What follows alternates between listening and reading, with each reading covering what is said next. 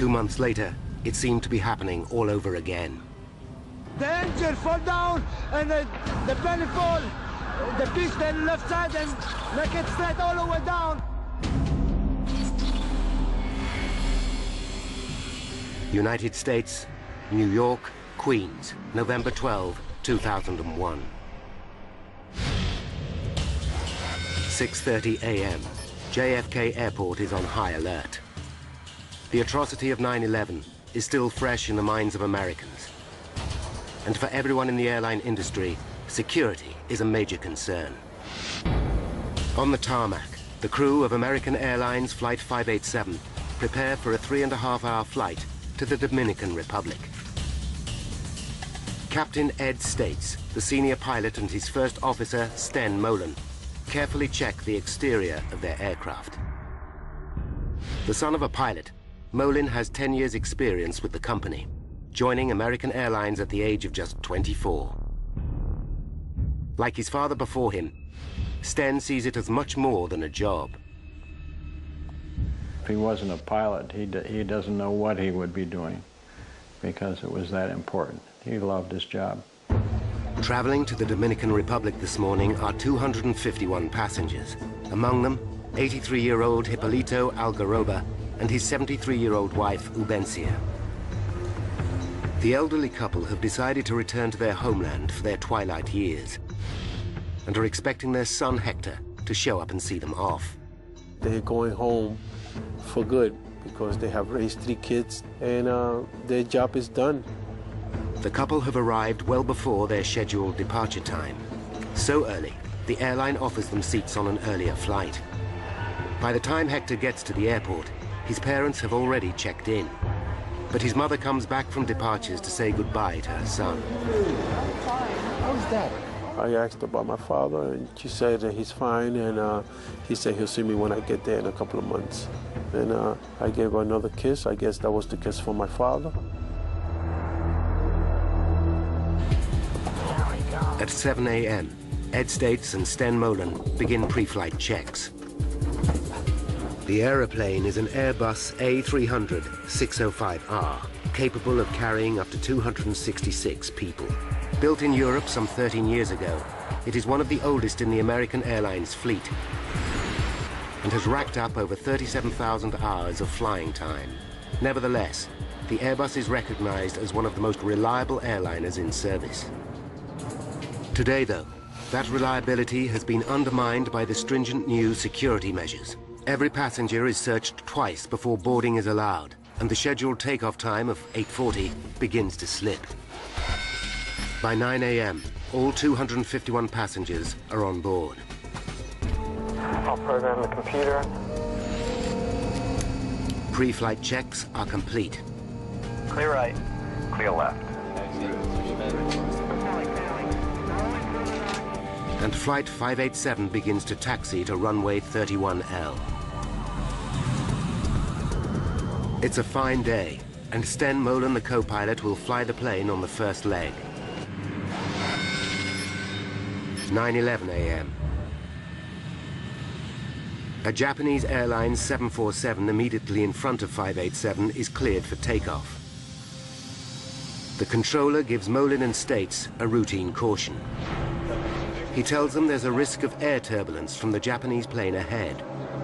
Clear for takeoff. American 587 Heavy. Captain States knows that he must keep a safe distance between himself and the Japanese airliner. Every plane creates a wake of turbulent air as it takes off, which can affect following flights. You happy with that?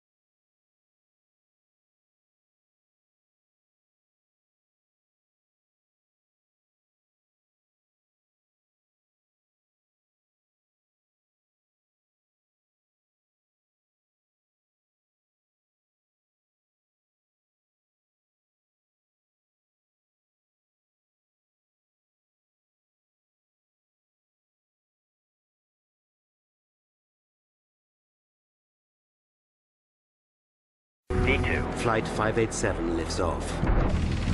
Positive rate, gear up, please. Ground control at JFK wishes them well and instructs Molin and States to contact New York departures. 9:15. Flight 587 is now at 1,700 feet. The departure controller gives them a navigation fix. New York, American 587, heavy turn left, proceeds direct wavy. We'll turn direct wavy. American 587, heavy. 1 second later, the plane begins to shake. The pilots know the turbulence is likely to have come from the Japan Airlines Jumbo up ahead. It's a routine hazard, and Molin flies through it. 250, thank you. The captain increases the speed of the plane to 250 knots, the maximum allowable at that height. But seconds later, the plane hits more turbulence. Sten Molin takes decisive action. Using his foot controls, he applies the rudder first to the right and then to the left to try and stabilize the plane. Back power. Again, Molin asks for more power to keep the aircraft under control. You all right? Yeah, I'm fine. Hang on to it. Hang on to it. Full power, please.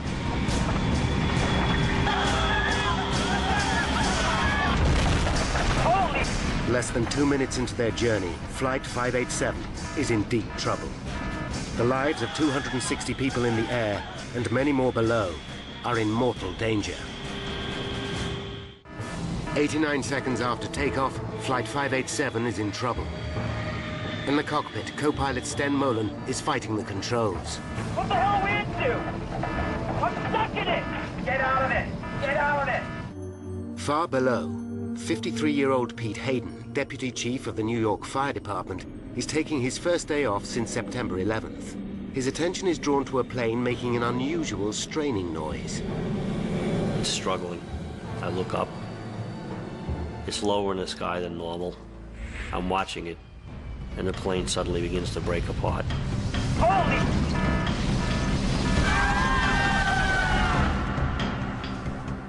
I see the back part of the plane behind the left wing break open.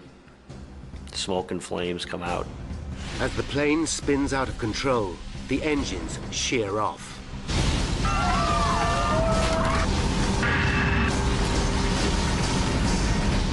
Mark Shaw, still trying to wake his son, also hears the plane.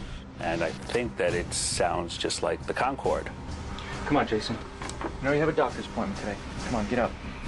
The house starts to shake.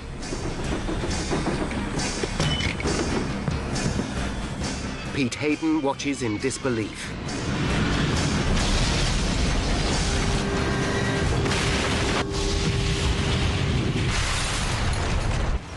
At 9:16 and 15 seconds, Flight 587 slams into the ground.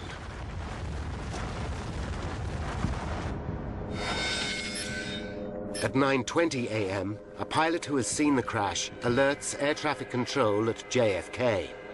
Yeah, look out to the south of the aircraft crashing. Say again? An aircraft just crashed to the south of the field. An aircraft crashed south of the field? Aircraft fireball. Controllers see a black pall of smoke over the suburb of Rockaway.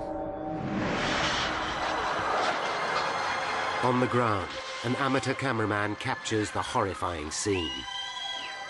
Plane crashed. Where? Into the houses. Houses are crushed and burning. Aircraft parts are everywhere. The whole neighborhood seems to be under attack.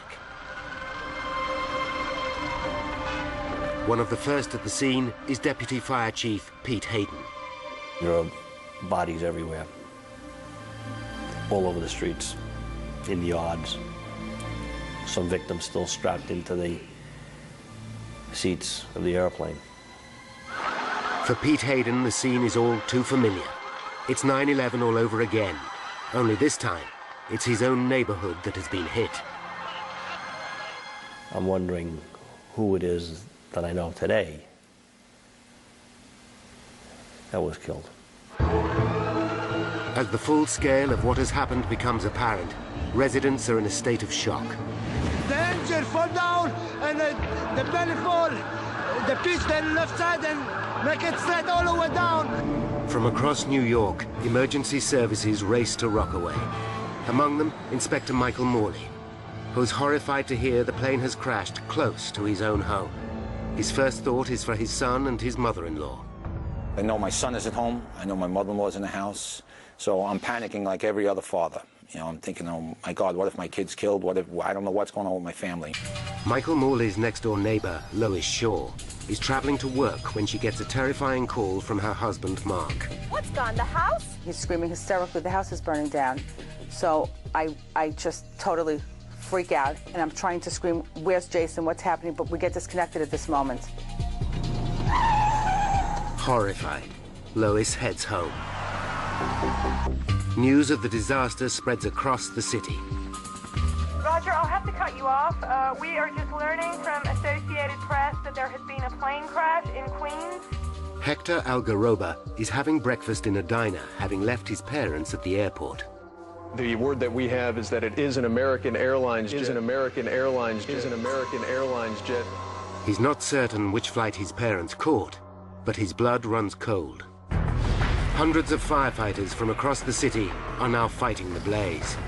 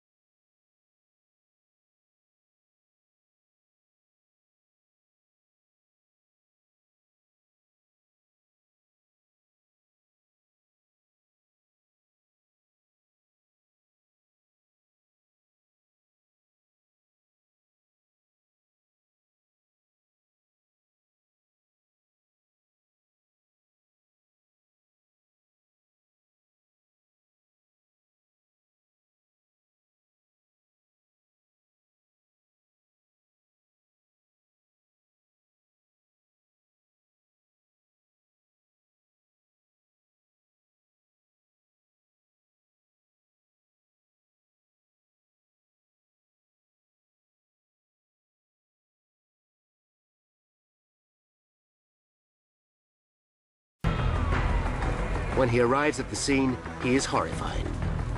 There is no sign of either his baby son or his mother-in-law. On his doorstep, two of his own officers are waiting for him. Anybody left inside? My mother-in-law was babysitting Mikey. Because I said, my son's in the house. And they said, we looked, there's nobody in there. They thought that maybe I was in there sleeping also. So I said, well, did you look good? And they said, yes. As rescue vehicles race to the scene, roads into Rockaway are gridlocked. Lois Shaw battles desperately to get back to her family and home. I had no idea what I was going to find or what had happened, but I was thinking that I just have to get to my house. I have to get to my house. Michael Morley is in a desperate situation. His own loved ones are lost in the heart of the raging inferno, yet he's also the officer in charge of the scene. I'm just a regular guy, and all of a sudden you're the highest-ranking police officer on the scene of a major catastrophe like this. I knew in a little while the whole police department's going to start responding and everybody's going to come and be helping out. But for right now, I'm in charge. What do you do? Desperate to find her son, Lois Shaw abandons her car. She runs towards her burning house until she comes to a police cordon. That's my house! I've got to get in there! I've got to... 4 policemen, I remember, holding me back, and I was screaming, let me go. My son is in the house. Let me go. No, my son is in there. My son is in there, too. Please let me through. Michael Morley still has no idea what has happened to his own family. When senior police chiefs arrive, they hear his baby son and mother-in-law are missing. And one of the chiefs says, hey, Mike, what are you still doing here? I said, I'm just trying to help out, boss. And he says, get out of here, go find your family. I said, all right. More and more people, desperate for information, arrive at the scene of the tragedy. Among them, Hector Algaroba. He believes his parents were on the plane, but is praying for a miracle. The hope was somehow all the smoke and all the fire that I'm seeing is from some sort of impact of the plane trying to land. And there has been a lot of people that survived. I'm trying to cling to whatever hope, because the last thing a human being loses in life is hope. In the middle of the carnage, Lois Shaw is still looking for her family. I'm running to see if Jason is alive, and I feel unreal. All I see ahead of me is smoke. I can't see anything. Michael Morley races frantically from house to house, desperately hoping his loved ones will be sheltering with a neighbor. Eleanor! Anybody who's a parent, you lose your kid in a Kmart or a Walmart or something like that, and you just get that panic and your stomach goes into knots and you start sweating, you're getting nervous, and you don't want to think the worst, but you can't think of it, and then just magnify that by, 100 times because a plane crash just was right on your house. Jason, answer me, Mark! Then, Lois Shaw hears the shout she's longing for. And I looked, and that's when I saw Jason and Mark. Lois! Lois, we're over here! Once I saw him alive, at that moment, that was all that I really cared about. Nothing else really mattered. Oh my God, are you okay? Oh, Jason! Jason and his father are alive and well. They got out of the house with seconds to spare. Oh my God, thank God! Oh, thank God you're okay. Give her a big hug. She was just out crying. That's when and then she was like, "What? Are you okay? Are you okay?" I was like, I didn't really have any emotions. It was just good to be together. A block away, Michael Morley is still frantically searching when a neighbor calls him over. Hey, Mike, get over here! They're right there! They're right there! I saw him. It was a fantastic feeling because 2 seconds earlier, I'm starting to panic, thinking maybe they really were dead, and you turn around and there they were. My son was crying when he saw me, and you get worked up when your son's crying, and my eyes started getting wet. So I just held him for about 5 minutes. But for each moment of joy, there are 100 of despair. Stan Molin, father of the co-pilot, gets a phone call with devastating news. Until that call came in, you can sort of, hope that it was a different airplane. But that was the "oh no, this can't be" moment.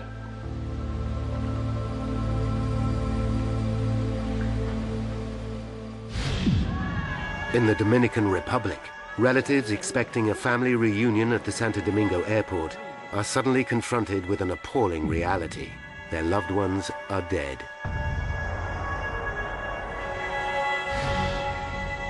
Hector cannot leave until he knows what has happened to his parents. He waits, hoping desperately. With the fire under control, the body count and identification of victims is underway. Mayor Giuliani holds a press conference. We have so far recovered 132 bodies.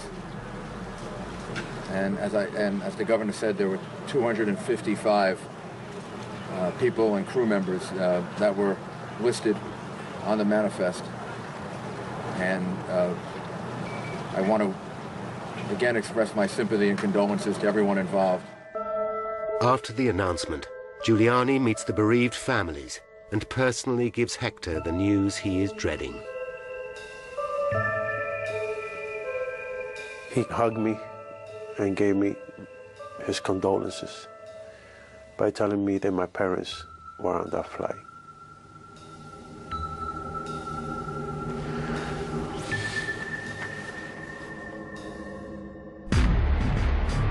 It's just 2 months and 1 day since 9/11.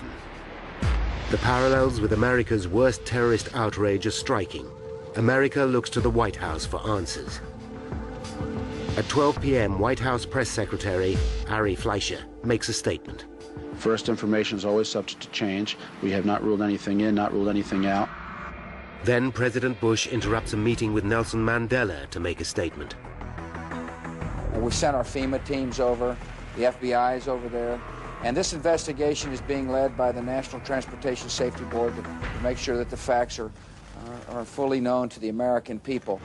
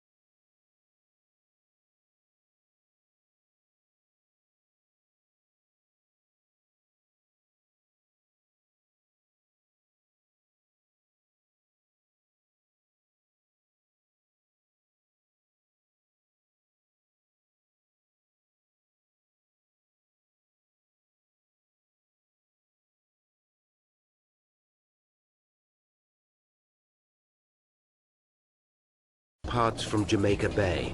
Then, Benson personally witnesses a major discovery as he drives along the coast road.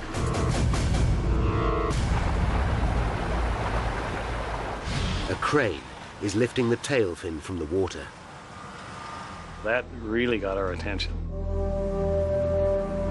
The tail fin is an essential component of the aircraft. Without it, an airliner simply cannot fly. The fin was found floating in the water 1.2 kilometers behind the main crash site. For the investigators, this is clear evidence that it must have been one of the first parts to break away. It could be at the very heart of the accident. But what could have caused such a catastrophic failure? For a tail to simply fall off a plane is virtually unprecedented. Of the hundreds of eyewitnesses who saw the crash, there is no doubt. This was a bomb. And I saw an explosion in the sky, and I saw the plane. It looked like one of its wings fell off. Just aiming for the ground, and I felt an impact, and then I saw smoke. Well, my neighbor was yelling, "Take cover," and I really thought, this is it, they've started bombing now. Even for a trained investigator, it's difficult not to jump to conclusions. We're not supposed to speculate at early stages of any investigation. It was very hard not to in this particular case. Hang on to it. Hang on to it. Hey, Mike, get over here. Got it. Right there. Right there. After the crash of an airliner into the New York borough of Queens, FBI forensic experts are searching for evidence of a bomb. They are also hoping to find two other key pieces of evidence: the plane's black boxes. The cockpit voice recorder should have recorded everything that was said by the pilots. The flight data recorder could tell them exactly how the plane performed throughout the flight. Each of the black boxes might unlock the mystery of the crash, but lead investigator Bob Benson knows finding either of them is likely to take days. Even then, they could be badly damaged. But just hours into the search comes an amazing stroke of luck. Marion Blakey, spokeswoman for the NTSB, makes an announcement. We have recovered the cockpit voice recorder. By now, there is a frenzy of speculation over the incident. Terrorism is foremost in people's minds. But for Benson and the NTSB, the lack of any corroborating evidence to support the theory is troubling. There is no sign of suspicious activity at the airport, and no group has stepped forward to claim responsibility for the crash. They take a calculated risk and announce that even at this early stage, they believe this was not a deliberate act. It is the case that the National Transportation Safety Board is the lead agency because all information we have currently is that this is an accident. The plan backfires. Suspicious New Yorkers start to wonder if this is a cover-up. The NTSB takes steps to reassure the public. Should there be any indications of criminal activity, we will certainly make certain that the public knows as soon as we are aware of that, and the investigation would change at that point appropriately. For Benson and his team, the pressure is mounting. Finding the cockpit voice recorder is a huge step forward. With one of the black boxes and the tail fin in his possession, hopes are high they will be able to piece together the reasons behind the crash.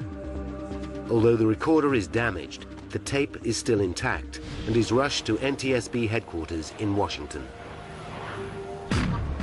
Away from the glare of the media, investigators start to analyze the chilling final moments of the flight. Let's go for power, please. Every word, every sound is carefully analyzed. 89 seconds into the flight comes a chilling sound on the tape. There is a loud bang. Immediately afterwards, the crew can be heard struggling with the controls. You all right? Yeah, I'm fine. Hang on to it. Hang on to it. Could this bang be the sound of an explosion? Perhaps there was a bomb after all. With the second black box, the flight data recorder still missing in the smoking wreckage, Benson knows that the truth will be hard to find. Without that, it makes telling the story more speculative and more difficult. For 2 days, investigators hunt through mountains of debris for the vital recorder. But instead of where they are looking, the next lead comes from 3 kilometers away. A pair of security cameras on the Triborough Bridge have captured the last moments of the aircraft.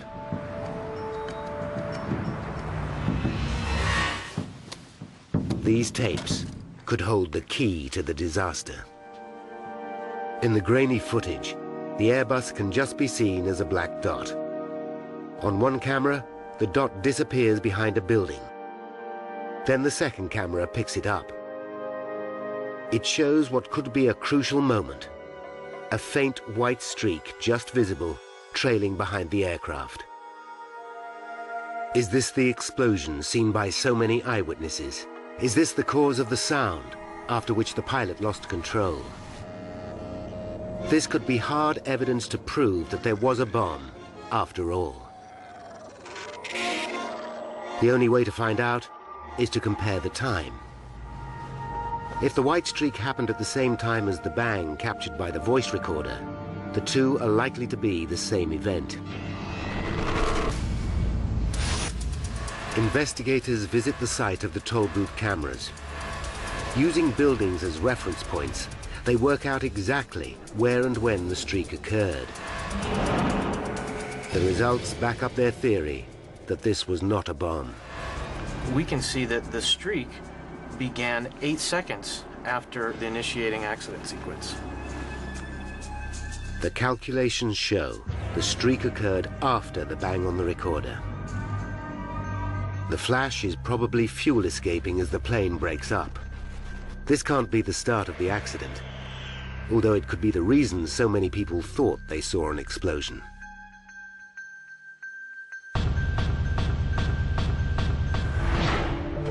Then, back at the crash site, comes a dramatic development. Investigators get the news they have been desperate to hear. Searchers have recovered the flight data recorder. But the relief is short-lived. The black box is damaged. The NTSB send it back to the manufacturers to see what, if anything, can be retrieved.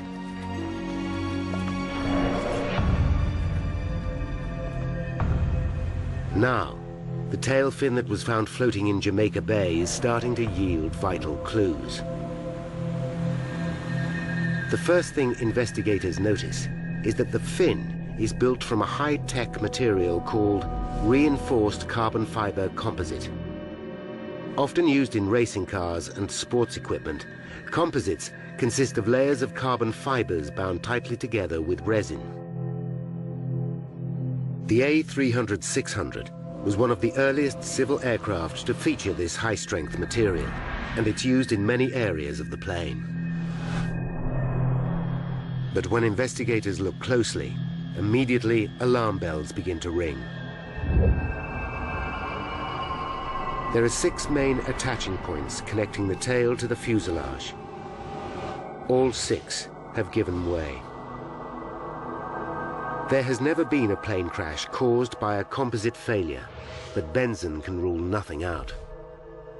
You have to imagine a force large enough to break 6 attaching points made out of one of the strongest materials in the world. 6 of these holding the vertical stabilizer on, and all of them broke. So the forces had to be just tremendous. The detail of the failure is what worries the team. Plans show how each of the 6 attaching points has 2 lugs. One made from aluminium, the other from composites, connected by a titanium bolt. The damage shows that the metal lugs and the bolts remained intact, but the composite lugs all gave way. Benson has to consider the appalling prospect that the composite material itself may be faulty.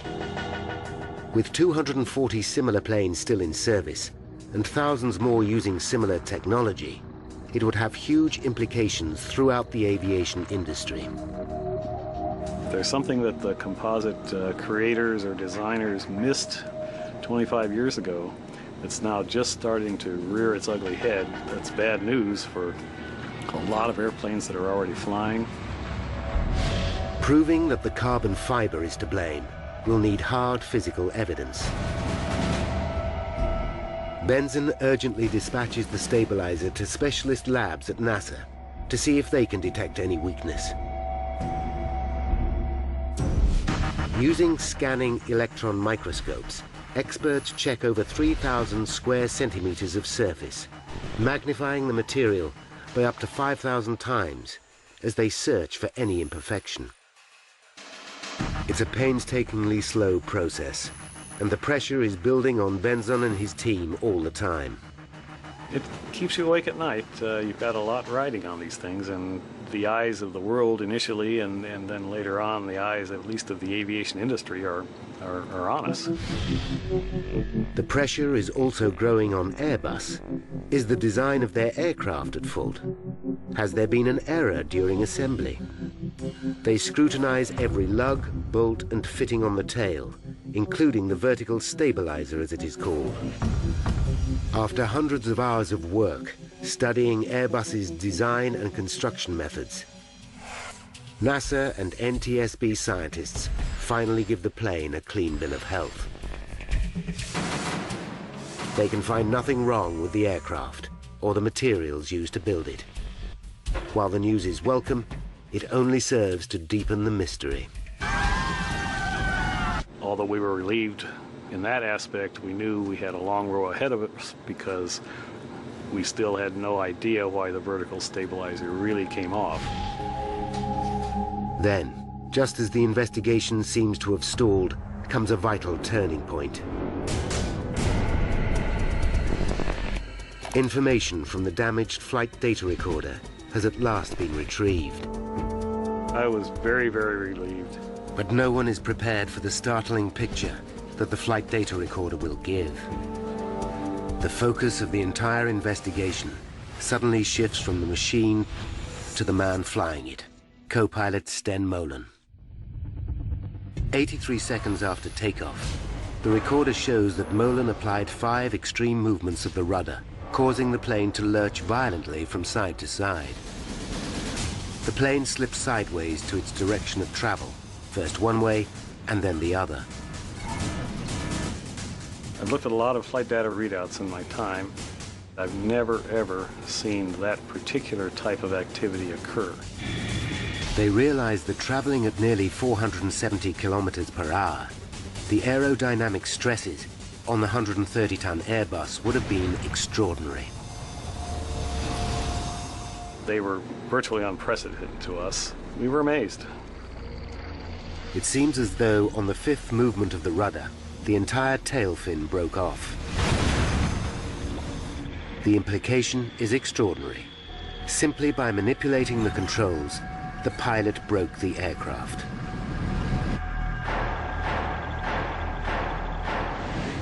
The NTSB is so concerned, they take immediate action. On February 8th, 2002, they issue a special warning to all pilots of this new danger. But the board have yet to prove that the tail came off simply due to aerodynamic forces. Many pilots doubt that such a thing is possible. The only way to be sure is to run detailed computer simulations, a process which could take months to perform. If the theory is right, then the idea that a terrorist plot must be behind the tragedy can finally be laid to rest. Benson now faces a new and disturbing mystery. Why did the pilot act in this way? Investigators believe they are close to uncovering the cause of the tragic crash of Flight 587.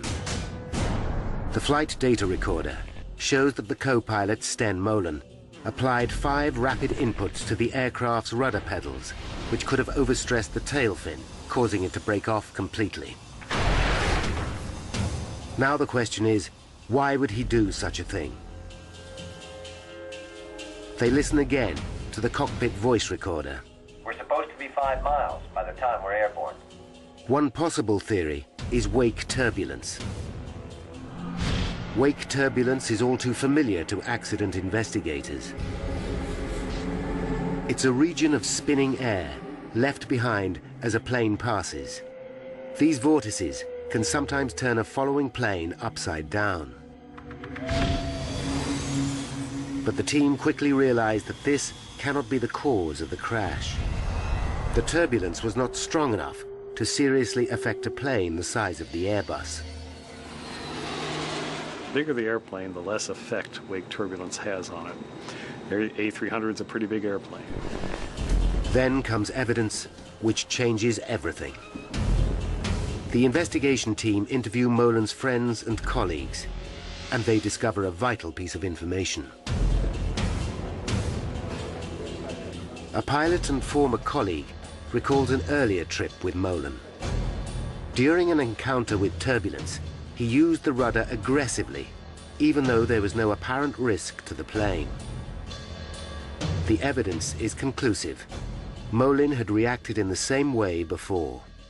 When those pilots came forward and told us about the first officer's propensity to overreact on the rudders, that was a eureka moment for us. But the revelations don't stop there. When questioned at the time, Molin said he had been trained to use the rudder in this way by American Airlines. If this is true, it raises serious concerns for Benzon and the team.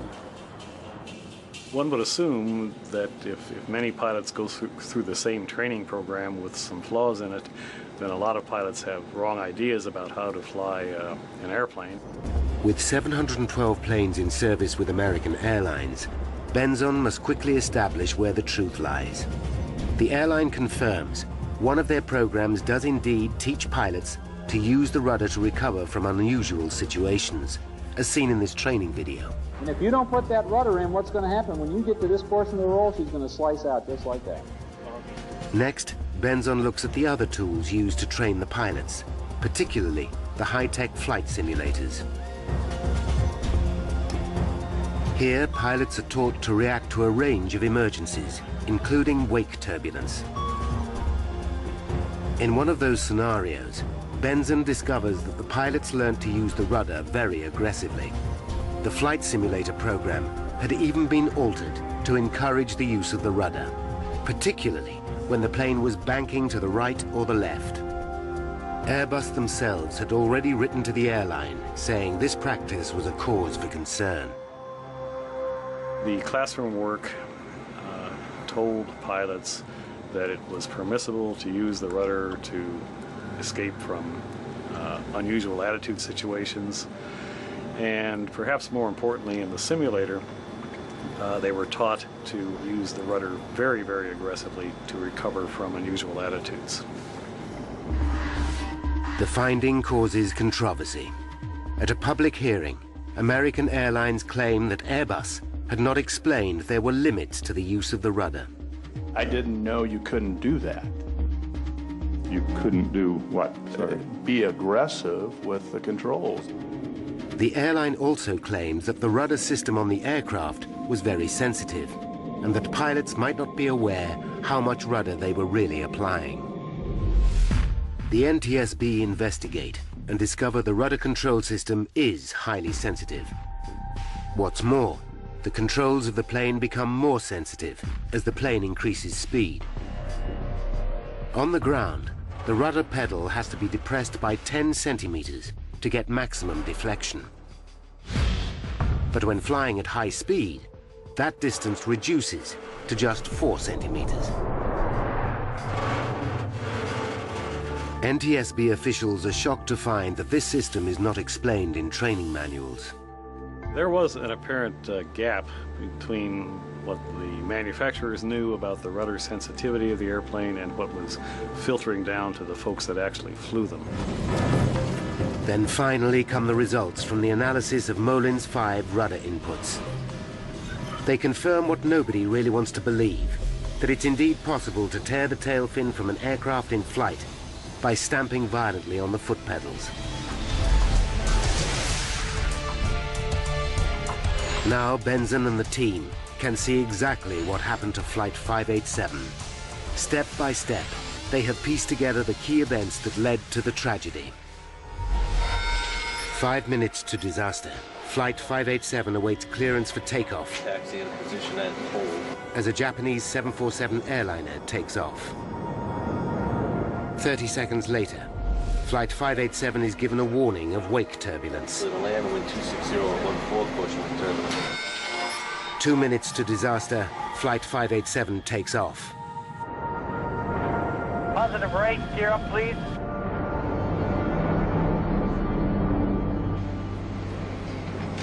One minute to disaster, 587 encounters turbulence for the first time.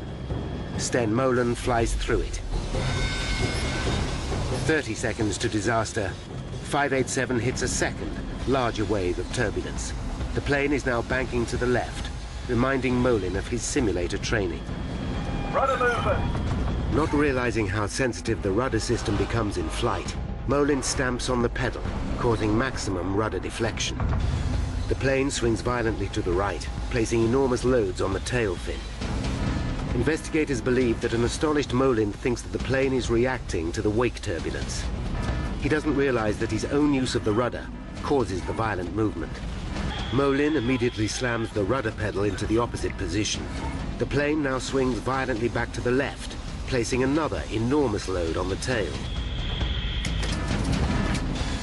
Both Molen and States believe the plane is somehow caught in the turbulence. What the hell are we into? I'm stuck in it! Get out of it! And in a desperate attempt to get control, Molen applies another rudder input, this time to the right. Now, thoroughly disorientated, Molen again applies full rudder. 587 is now on the brink of disaster.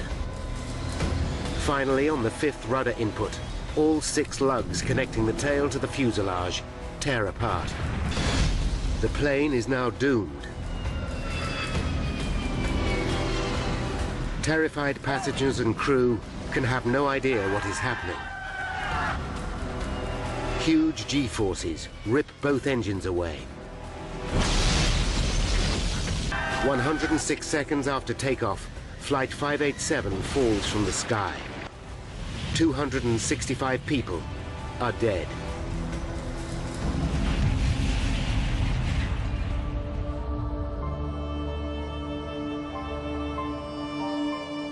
Important lessons have been learned from the tragedy. Airbus have issued a bulletin reminding pilots how to use the rudder, and American Airlines have modified their training program. Together with the NTSB, the aviation industry has moved to ensure that such a terrible accident will never happen again.